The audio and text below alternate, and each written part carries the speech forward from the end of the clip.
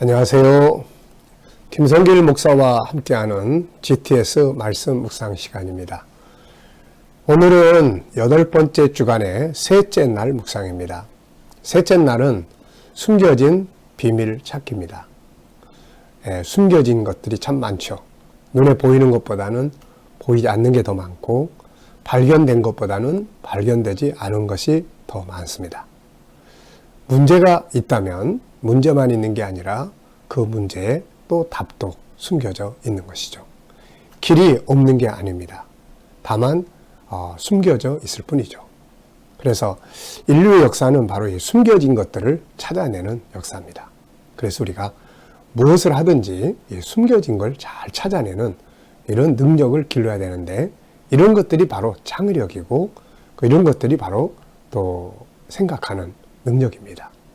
숨겨진 것들을 찾아내게 되면 새로운 삶을 만들어갈 수 있고, 또 이런 부분들을 또 발전시켜 나가면 변화와 발전을 가져올 수가 있죠.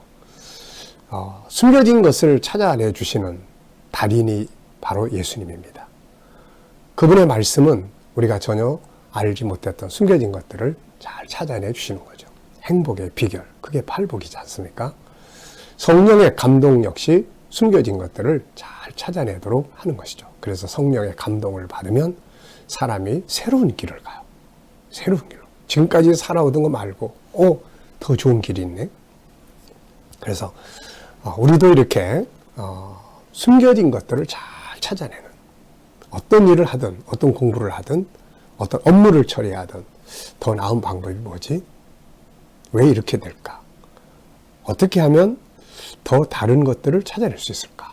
더 발전할 수 있을까? 이런 것들을 끊임없이 생각을 하면 알지 못했던 새로운 것들을 만나게 됩니다.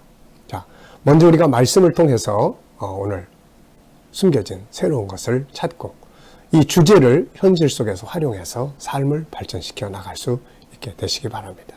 숨겨진 것을 찾기 위해서 가장 중요한 키는 질문이죠. 특히 질문 중에 왜, 무엇을, 어떻게, 또 만약, 이런 질문들은 숨겨진 것을 찾기 위해서 아주 좋은 키들입니다. 이런 질문들을 많이 활용을 해 보시기 바랍니다. 자, 그러면 오늘도 우리 아주 귀한 말씀, 정말 좋은 축복의 말씀 우리 함께 나누도록 하겠습니다. 자, 시편 1편은 이미 다 알고 계시고, 또 우리가 암송하고 있는 그런 말씀입니다. 암송하실 수 있는 분들은 다 암송을 해보시고, 또 그렇지 않은 분들 한번 읽어보시기 바랍니다. 자, 단어 하나하나를 우리 생각하면서 읽어보겠습니다. 복 있는 사람은 악인들의 꾀를 따르지 아니하며 죄인들의 길에 서지 아니하며 오만한 자들의 자리에 앉지 아니하고 오직 여호와의 율법을 즐거워하여 그의 율법을 주야로 묵상하는도다. 그는 시냇가에 심은 나무가 철을 따라 열매를 맺으며 그 잎사귀가 마르지 아니한 같으니 그가 하는 모든 일이 다 형통하리로다. 악인들은 그렇지 아니하며 오직 바람에 나는 겨와 같도다. 그러므로 악인들은 심판을 견디지 못하며 죄인들이 의인들의 모임에 들지 못하리로다. 무릇 의인들의 길은 여호와께서 인정하시나 악인들의 길은 망하리로다. 아멘. 묵상의 방법 3가지. 흐르는 물을 마시는 묵상. 그것은 전체를 그냥 쭉 읽어보면서 느끼는 감동과 은혜를 말합니다. 그 다음은 밑에 숨겨진 깊은 곳에 있는 물을, 흐르는 물을, 생수를 파 올리는 묵상. 이것은 단어 하나, 문장 하나에 멈춰서서 깊이 생각하는 거죠. 또 질문을 거기에 넣어서 깊이 생각을 하는 겁니다. 복 있는 사람. 나는 복 있는 사람인가? 복 있는 사람 그냥 지나가는 것보다 나는 복 있는 사람인가? 질문 하나 딱 넣으면 벌써 나에 대해서 많은 생각을 하게 되는 거죠. 그리고 악인들의 꾀. 악인들의 꾀는 무엇이지? 악한 사람들의 꾀. 그러면 또 거기에 관계된 많은 묵상들을 하게 되는 겁니다. 그래서 우리가 묵상은 그렇게 전체 흐름 속에서 또 단어 하나하나 속에서 질문을 넣어서 이렇게 묵상을 하게 된다는 것 기억해 두시기 바랍니다. 자, 그럼 오늘도 우리 3번째 날 숨겨진 비밀 찾기예요. 자, 감사한 일 3가지 적어보기입니다. 어제 감사했던 것들, 오늘 감사한 것. 오늘 이렇게 묵상으로부터 시작하게 되는 것도 너무너무 감사한 일이죠. 하루를 뭔가 할 수 있다는 것도 참으로 감사한 일입니다. 자, 쭉 적어보시기 바랍니다. 감사의 달인이 되는 훈련이죠. 자, 1번입니다. 본문에서 오늘 깨달은 건 뭔가?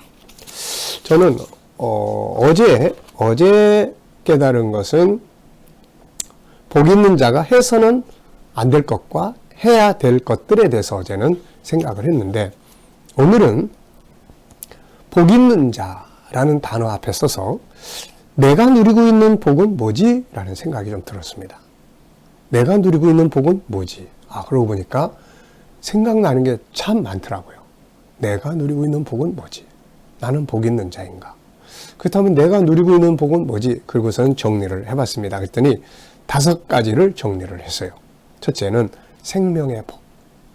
내가 이 세상에 와서 사람으로 태어나서 이렇게 생명의 복. 그 다음에는 믿음의 복.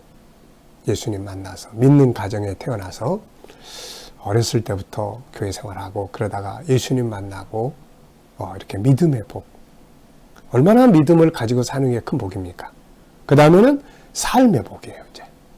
그래서 내가 이 땅에 사는 동안의 시간, 그 기간 동안에 내가 누리는 복들이 있습니다.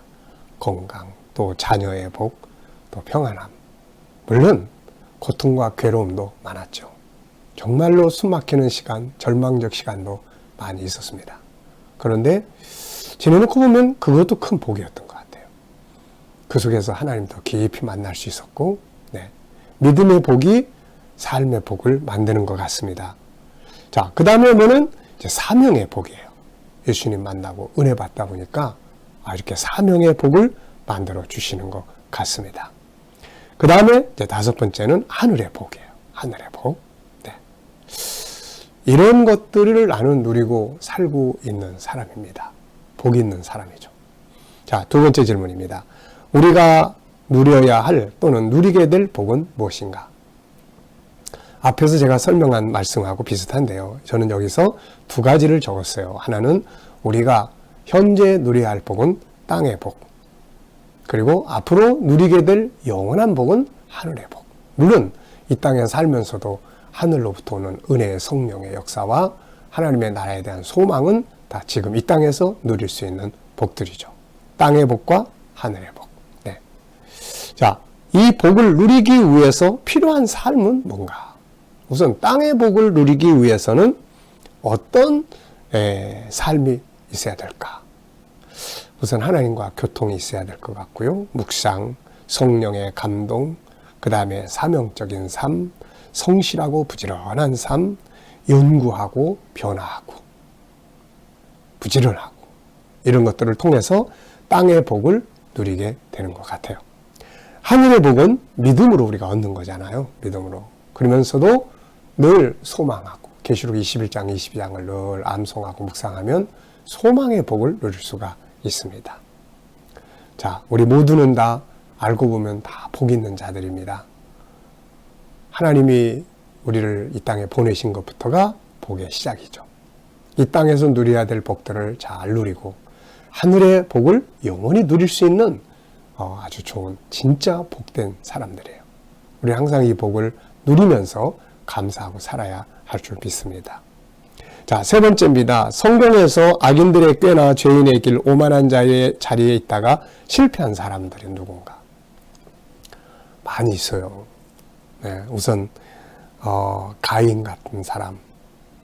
이 사람은 이 악인의 꾀, 죄인의 길에 서서 동생을 죽이게 되죠. 만약 이 사람이 하나님의 말씀을 묵상을 했더라면, 분명히 하나님께서 가인에게도 말씀을 주셨는데 그 말씀을 묵상하고 생각을 했더라면 이렇게 실패하지 않았을 텐데 하는 아쉬움이 있죠. 삼손, 사울, 아간, 또 심지어는 다윗 같은 사람도, 그렇게 하나님을 기쁘시게 했던 사람도 순간적으로 이렇게 죄인의 길에 서서 그렇게 또 음행하게 되고, 그것 때문에 나중에 후반부에 다윗이 참 곤고한 인생을 살았어요. 저는 그 장면들을 보면서 믿음의 복을 우리가 가지고 살지만 삶의 현장에서 내가 잘못된 씨를 뿌리면 그 결과 때문에 아주 결과물이 가져오는 열매 때문에 우리가 고생할 수 있구나 하는 생각을 많이 해봤어요. 네. 참 우리가 조심해야 됩니다. 악인들의 꾀 따라가지 않고 죄인들의 길에 서 있지 않고 오만한 자, 교만한 자의 자리에 있지 말아야 됩니다. 자, 자신이나 혹은 자녀들이 이런 길에 들어가 있다면 어떻게 해야 하는가? 참 안타깝죠. 답답하죠. 자녀들이 악인들의 꾀를 따르고 죄인의 길에 서고 오만한 자의 자리에 있으면서 이러는 거 보면 참 마음이 무척 아픕니다. 그래서 기도해야 되고 때로는 권고해야 되고 또 때로는 눈물로 또 설득도 해야 되고 또 기다려주기도 해야 되고 그러면서도 또 한편에서는 지지해주고 격려해주면서 하나님 앞에 서서 살아갈 수 있도록 이렇게 돕는 역할 참 중요하죠. 자, 네 번째입니다. 본장에서 묵상이 주는 유익은 뭔가? 시편 1편에서는 묵상 그러면 형통함이에요. 묵상이 형통합니다. 율법을 취하러 묵상하는 자로다. 저는 시냇가에 심은 나무가 시절을 쫓아 과실을 맺으며 그 열매 그 잎사이가 마르지 아니한 같으니 그가 하는 일이 다 형통하리로다. 묵상은 형통을 가져옵니다. 그러면서 이런 생각이 들어요. 어떻게 24시간 하나님 말씀이 우리 생각을 점령하게 할 수 있을까? 우리는 돛 닦는 사람들이 아니고 현실을 살아가는데 눈에 보이는 것도 많고 듣는 것도 많고 그런데 어떻게 하면은 하나님 말씀이 내 안에 늘 지배하게 할 수 있을까? 그게 아마 묵상인 것 같아요. 네. 자, 어떻게 묵상이 형통함을 가져오는가? 전 이 생각을 좀 많이 해봤습니다. 묵상을 하면 형통한다는데 어떻게 묵상이 형통을 하게 할까? 이걸 좀 정리를 해봤습니다. 우선 묵상은 생각 속에 말씀을 계속 담는 거고 그 생각 속에 있는 말씀을 또 끌어내서 또다시 생각하는 거예요. 다시 말하면 말씀이 생각을 지배하게 하는 것이죠. 그게 묵상입니다. 그러면은 사람은 생각하는 것만큼 행동을 해요.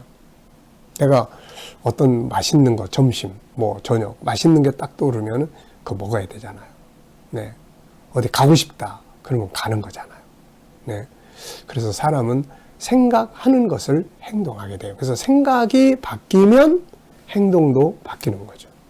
그러니까 내 생각대로 움직이는 사람이 하나님의 말씀이 내 생각 속에 들어와가지고 내 생각을 지배를 하면 생각이 바뀌잖아요. 내 생각에서 말씀의 생각으로. 그러면은 삶도 내 생각이 행동하던 것이 말씀이 행동을 하게 만드는 거예요. 그래서 형통하게 되는 결과를 가져옵니다. 네. 자, 묵상이 가져오는 형통함을 경험해 본 일이 있는가? 말씀을 경험을 해본 일이 있는가? 저도 참 많이 경험을 해봤습니다. 하나님 말씀이 나를 사로잡으면 그 말씀이 내가 그 말씀을 따라서 가게 되죠. 말씀한테 끌려가는 거예요. 창세기 12장 1절로 3절 선교적 비전. 그래서 그 말씀에 내가 끌려가. 그러다 보니까 그 일을 할 수 있도록 길이 탁탁탁 열리는 거예요. 길이 열리는 거예요. 말씀이 가니까 길이 열리는 거예요. 마치 말씀을 담은 법궤가 홍해바다를 요단강물에 딱 밟으니까 가물이 쫙 갈라지고 길이 열려요. 말씀을 담은 법궤가 여리고를 도니까 여리고가 쫙 무너져. 길이 열려. 가나안에 들어가는. 원래 형통하다는 말은 통할 통. 그래서 막혀있는 것들이 쫙 열려가지고 통하게 만드는 것. 이게 형통이거든요. 그러니까 하나님의 말씀이 그렇게. 또 보면은 고린도전서 10장 13절. 저는 이 말씀을 보면서 항상 문제가 있으면 답도 있다. 이걸 알게 됐어요. 그래서 답을 찾게 되고.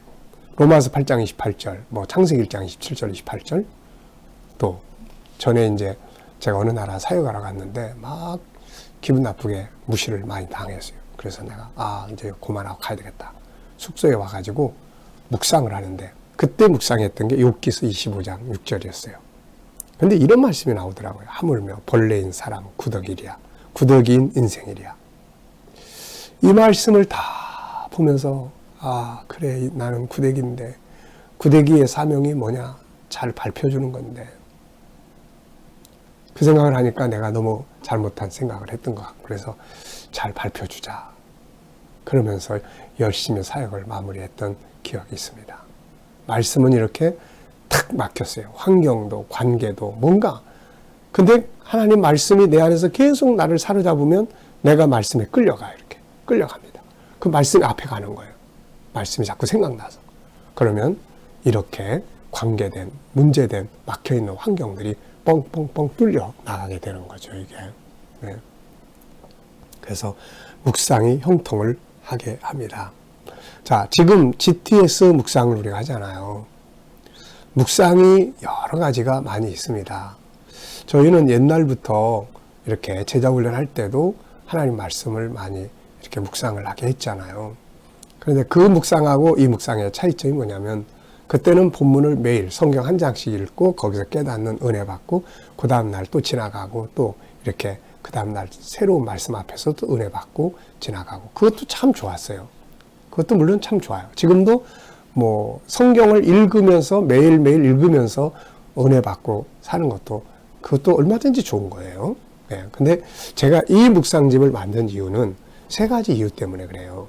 첫째는 은혜의 감동의 역사가 좀 더 깊이 들어가면 좋겠다. 흐르는 물 속에서 은혜 받는 것도 필요하지만 땅속 깊은 곳에 파고 내려가서 좀 더 깊은 묵상을 하면 좋겠다. 그래서 역동성 이거 하나 있고요. 그 다음에 좀 암송을 좀 많이 하자. 암송. 오랜 세월 동안 목회하고 성경 읽고 연구하고 배우고 가르치고 또 수료증 받으면 끝나고 이거보다는 말씀이 매일매일 내 안에 기억되게 하는 묵상에 있으면 좋겠다. 기억되게. 그래서 신명기 6장 4절로 9절에도 보면 하나님께서 말씀을 마음에 새겨라 그러잖아요. 새겨야 된단 말이에요, 이 말씀이. 근데 그게 잘 안 돼. 막 외우려고 그러면은 그게 얼마나 힘들어요, 이게. 그래서 저절로 외워지는 방법을 뭘까? 그건 자주 하나님께서 이마에 쓰고 손목에 메고 그 다음에 또 뭐합니까? 기둥에다 써놓고, 그거는 가만 보면은 가까운 데다가 해놓고 자꾸 계속 읽으라는 거예요. 반복 읽으라는 거예요. 반복. 그러면 그게 들어오는 거예요. 그래서 GTS는 바로 그 목적을 가지고 있습니다. 그래서 시편 1편을 일주일 동안 계속 이제 쪼개고 분석하고 묵상하고 하는 거예요.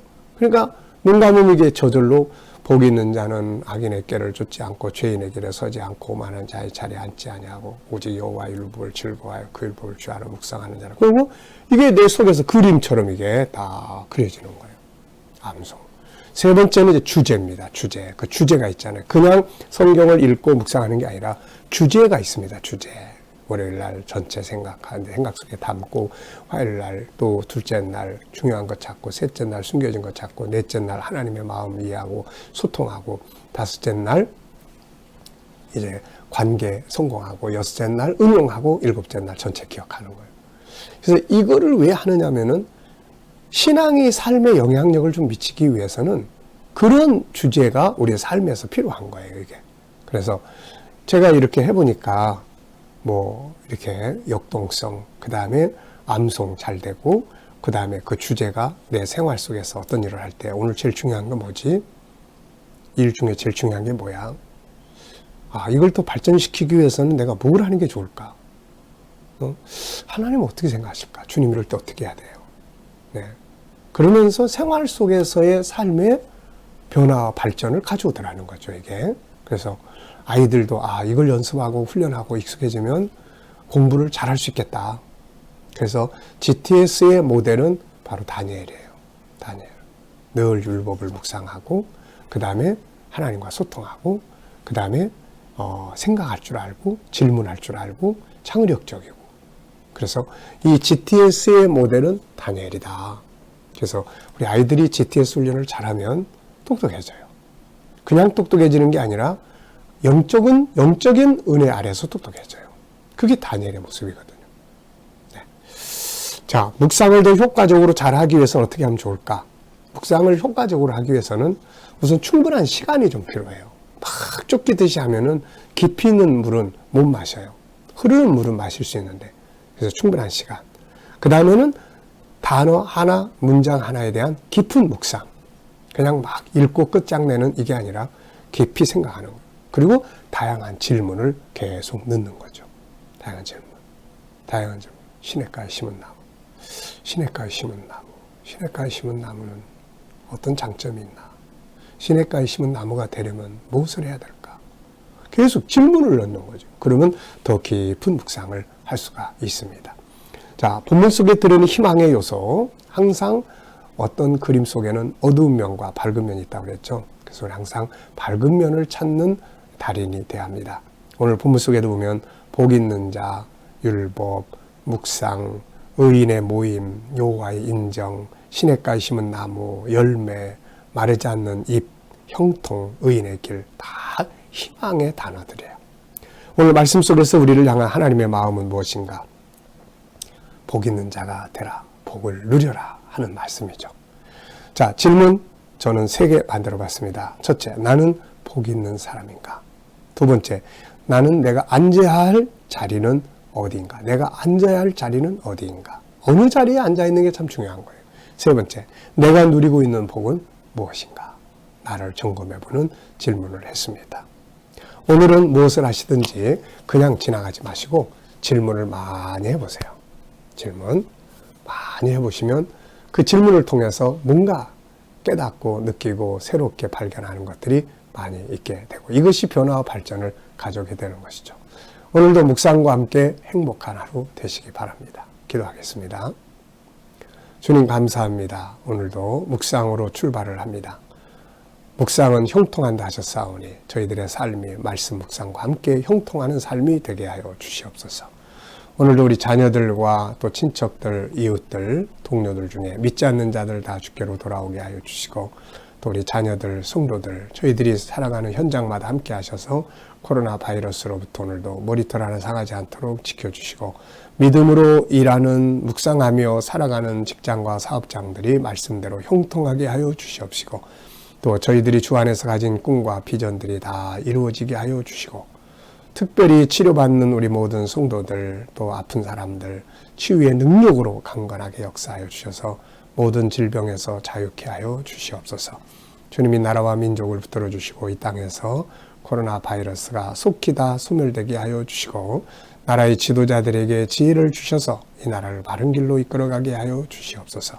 주님, 세계 곳곳에 있는 선교사님들과 저들의 사역 가운데 은혜 입혀 주시고 또 이슬람권, 불교권, 힌두권, 공산권에서 핍박받는 교회와 성도들을 지키시며 오늘도 승리하게 하여 주시옵소서. 감사하며 예수님의 이름으로 기도하옵나이다. 아멘.